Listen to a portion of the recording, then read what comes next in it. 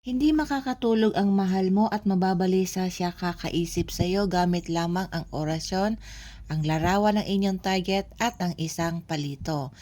Yung larawan niya ipaprint mo mga kaswerte, kailangan printed picture ang magagamit mo, hindi pwede yung picture sa cellphone. Paalala po mga kaswerte, mag-iingat kayo sa mga fake account na ito na ninanakaw ang video ko, ina-upload sa TikTok nila para mang-scam, manloko. Pag may nanghihingi po sa inyong pera, paki-block po dahil hindi ako yan. So gagamit tayo dito mga kaswerte ng isang pirasong palito at picture ni target mo. Bago ka matulog sa gabi, kahit anong araw, kahit anong oras, basta matutulog ka na, kumuha ka ng larawan ni target mo tapos kumuha ka ng isang palito.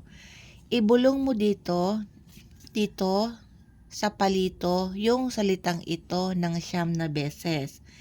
Pag naibulong mo na ng 9 na beses, kunin mo na yung larawan, yung palito, ibalot mo dito sa kanyang larawan. So habang binabalot mo ito, ay manifest mo na yung kahilingan mo na hindi ka makakatulog kakaisip sa akin. Kung ano yung gusto mong hilingin, sabihin mo na habang binabalot mo yung palito, papasok sa iyo.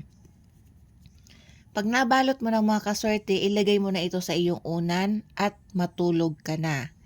Gabi-gabi mo itong gagawin. Kinagabihan, kunin mo naman ito, tapos muli mong ibulong dito sa palito yung orasyon ng 9 na beses, tapos ibalot uli.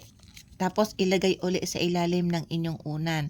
Gagawin mo ito hanggang sa bumisa o makita mo ang resulta. Maraming salamat, mag-iingat po tayo sa mga scammer.